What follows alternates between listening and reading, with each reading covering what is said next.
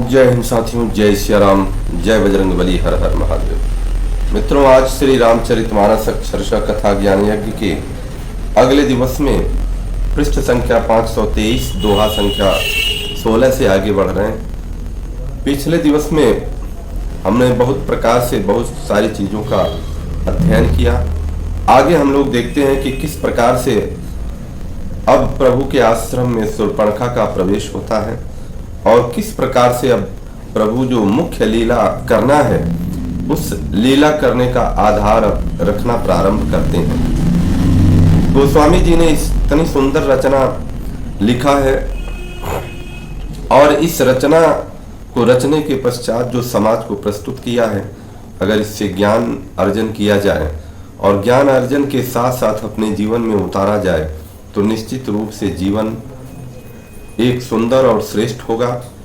आइए, गोस्वामी जी लिखते हैं, भगति जोग सुनियति सुख पावा, लक्ष्मण प्रभु चरणानी सिरुनावा।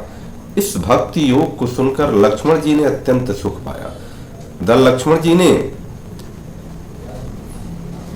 प्रभु श्री रामचंद्र जी से पूछा था भक्ति और योग के बारे में, उसका उत्तर उन्होंने दिया था।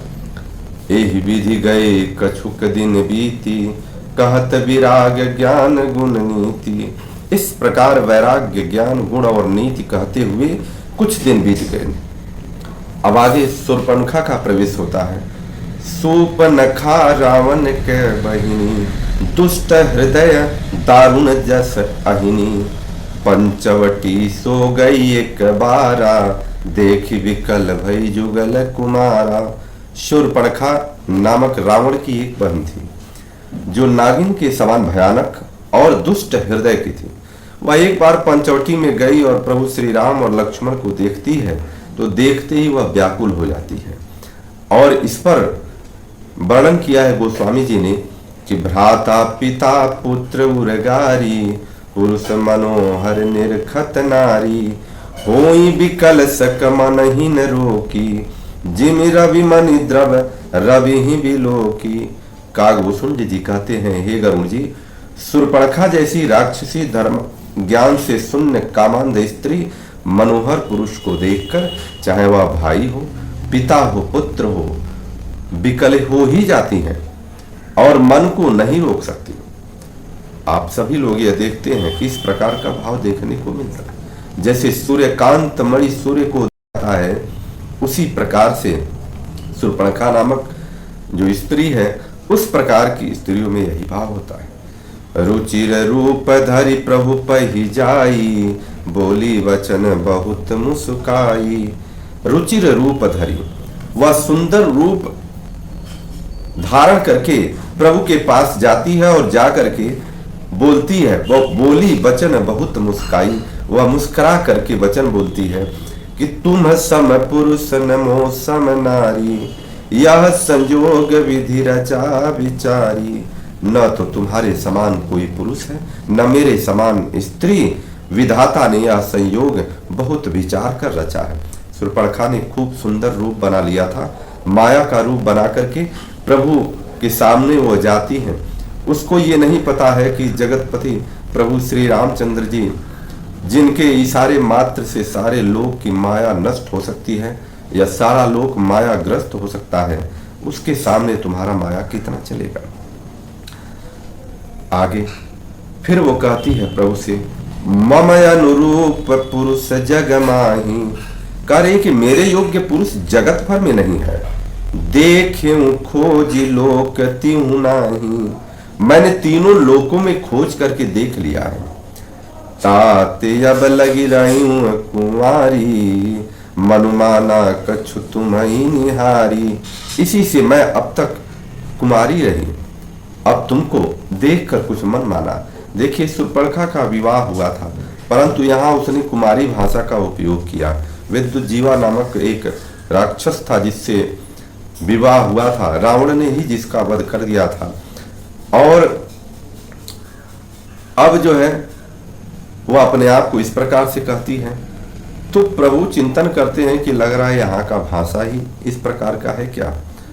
सीता ही, अब उसके बाद जब वो बोलती है तो प्रभु उत्तर क्या देते हैं कि सीतई चितई कही प्रभु बाता, आहई कुमार मोर लघु भ्राता। सीता जी की ओर देखकर प्रभु श्री रामचंद्र जी ने यह बात कही कि मेरा छोटा भाई कुमार है।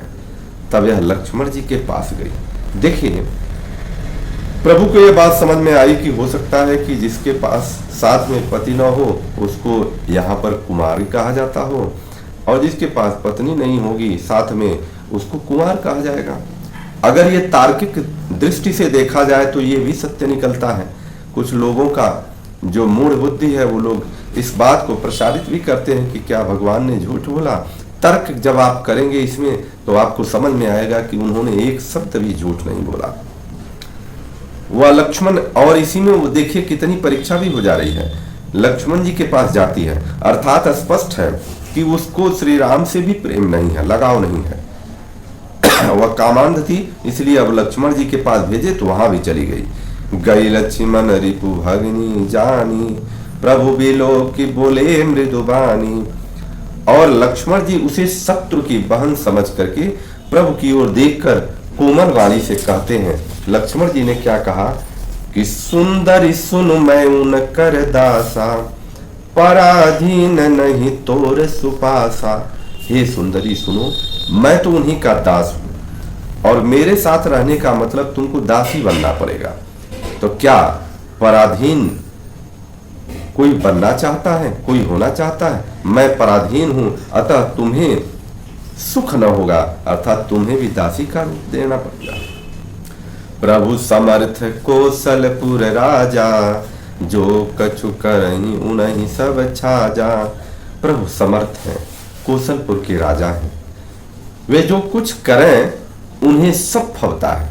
मतलब प्रभु समर्थ हैं तो उनकी बात वो जाने, जो कुछ करें वो जाने, लेकिन मैं उनका दास हूं और मेरे पास आई हो तो उनका दासी बनना पड़ेगा। तो यहाँ वो सोची कि भाई दासी तो हम नहीं बन सकते।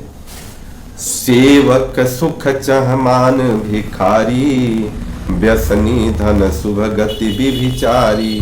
सेवक सुख चाहे, अर्थात जो सेवक होता है अगर वो चाहता है कि हमें सुख मिले, भिखारी सम्मान चाहता हो, व्यसनी जो जुआ शराब आदि का व्यसन करता हो वह धन चाहे, व्यभिचारी शुभ गति को चाहता हो, लोभी जसु यह चह चार गुमानी, नभ दुहि दूध चहत ए प्राणी।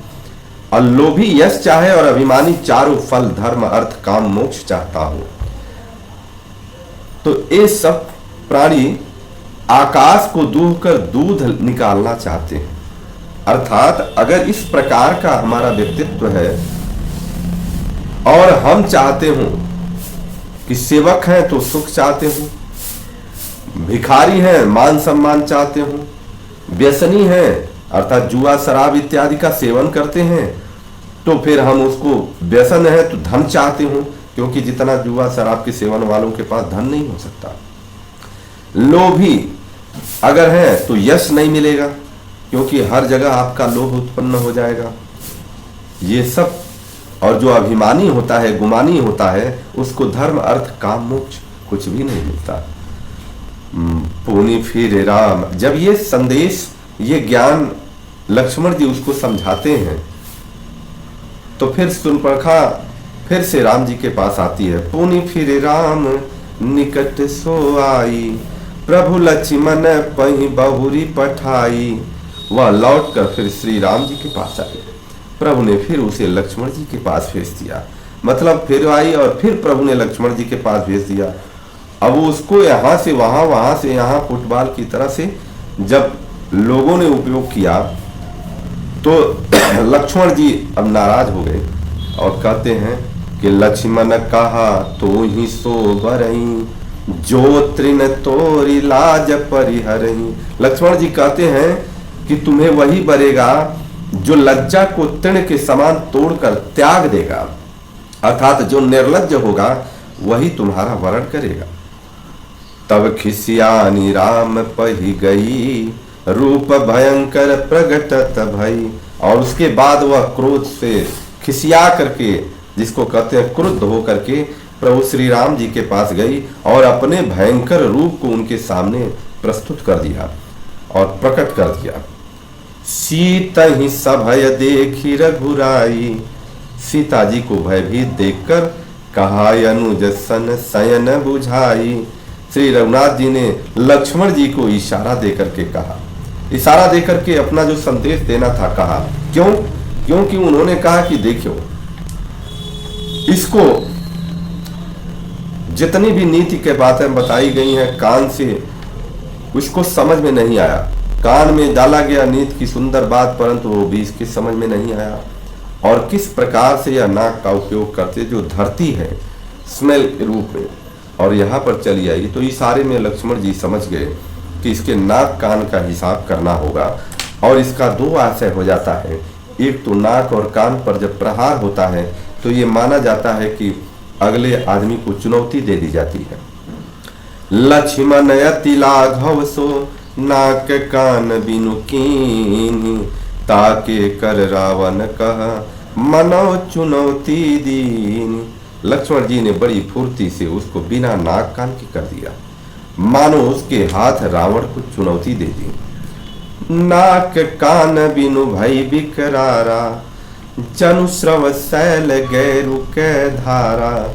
जब बिना नाक कान के वह हुई तो वह विकराल हो गई और उसके शरीर से रक्त इस प्रकार बहने लगा कि मानो काले पर्वत से गेरू की धारा बह रही हो। खर दूषण पही गई बिल पाता, धिग धिग तब पौरुष बल भ्राता।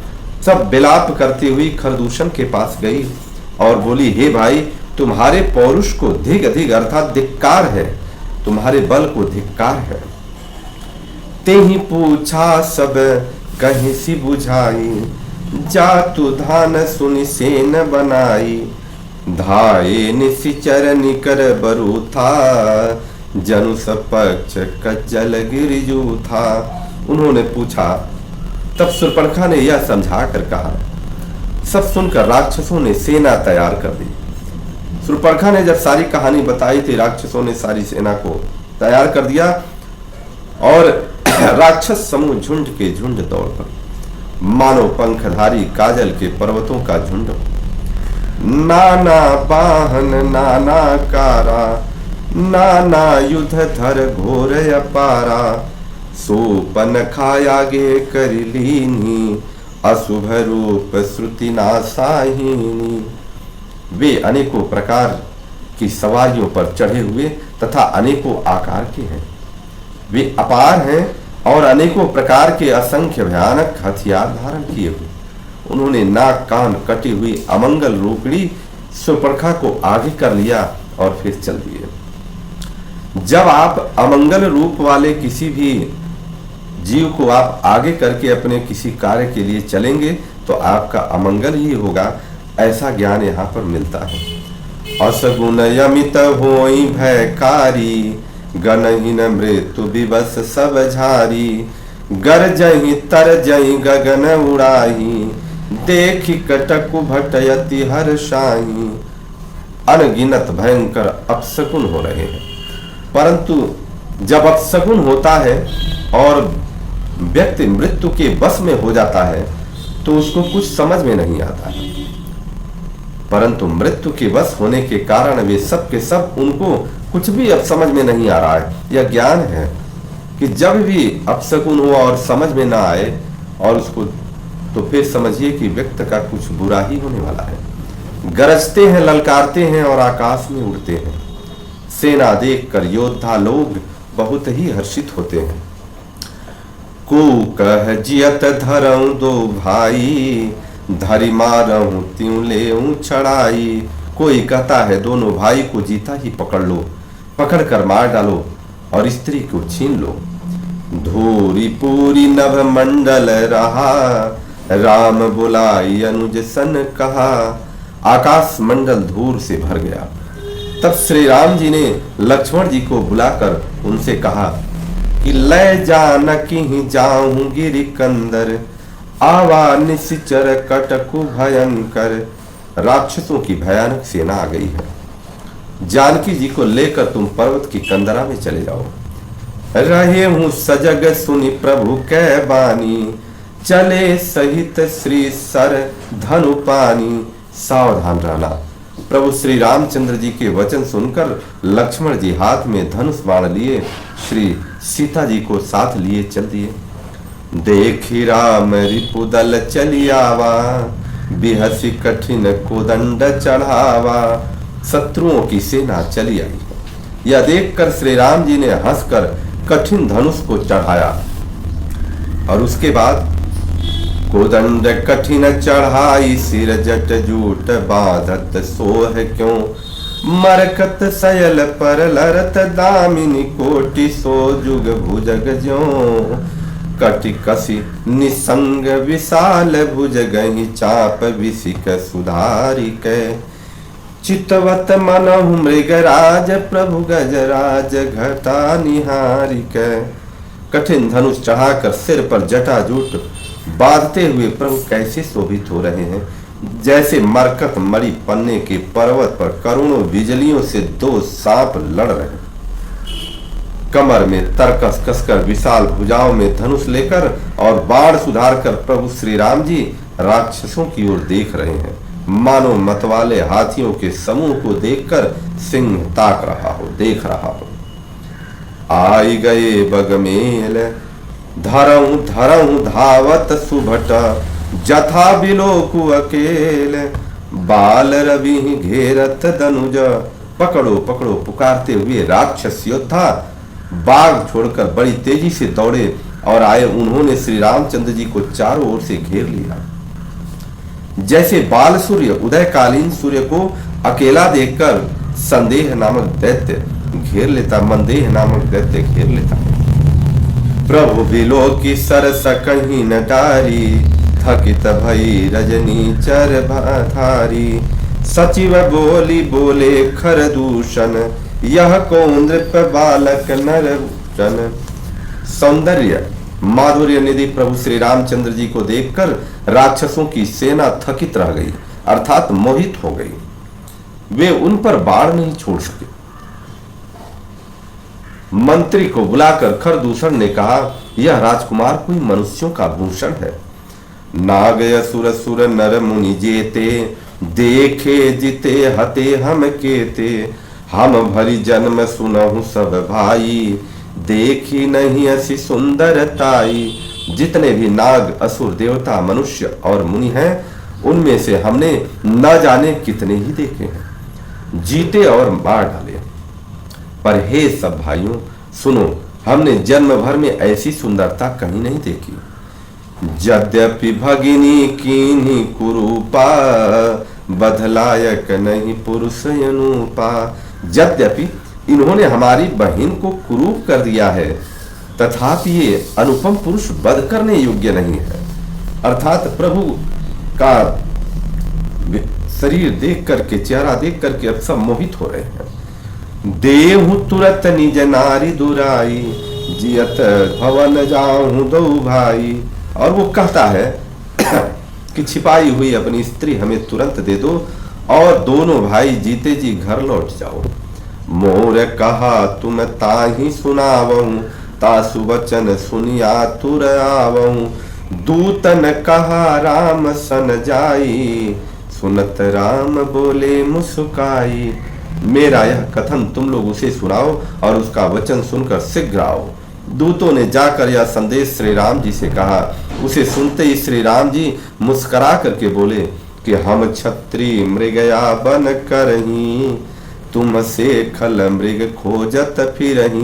प्रभु कह रहे हैं हम तो क्षत्रिय हैं, वन में शिकार करते हैं और तुम्हारे जैसे दुष्टों को तो, पशुओं को तो ढूंढने ही निकलते हैं, वन में शिकार करने के लिए ढूंढते फिरते हैं। रिपु बलवंत देखी नहीं डरही, कह रहे हम बलवान शत्रु को देखकर नहीं डरते। एक बार कालऊ सन लड़ही, एक बार तो हम काल से भी लड़ सकते हैं।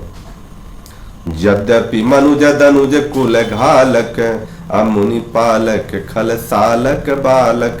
यद्यपि हम मनुष्य हैं, परंतु दैत्य कुल का नाश करने वाले और मुनियों की रक्षा करने वाले हैं।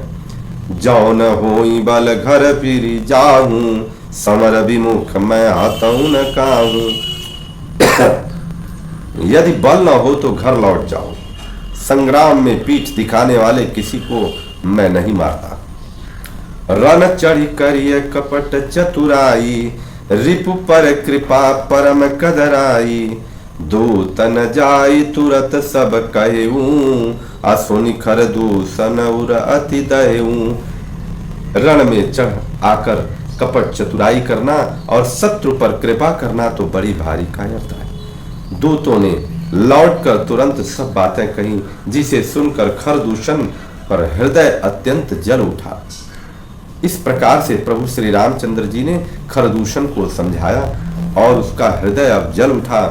उर्दह्यूं कहूं कि धरऊं दाये, विकट भट्ट रजनी चरा। सर चाप तोमर शक्ति शूल कृपान, परिघ पर सुधरा। प्रभु कीन धनुष टकोर, प्रथम कठोर घोर भयावह। भय बधिर व्याकुल जातु धान, न ज्ञान तेहि अवसर रहा। हृदय जल उठा।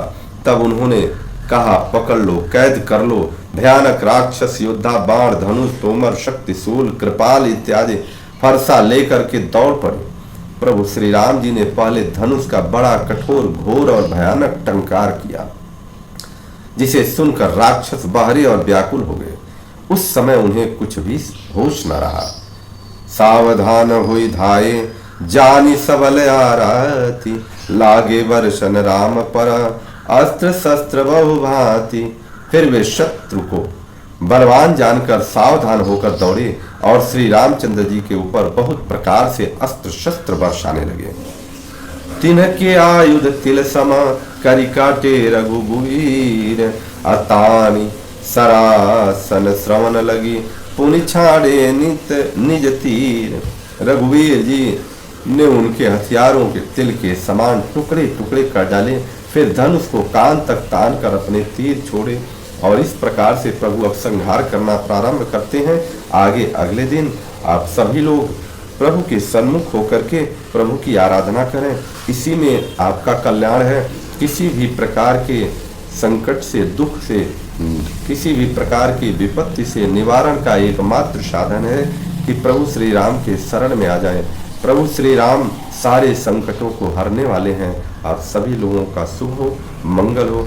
बोलिए माता जानकी की जय, प्रभु श्री रामचंद्र की जय, लखन भैया की जय, हनुमान जी महाराज की जय, माता पार्वती की जय। हर हर महादेव।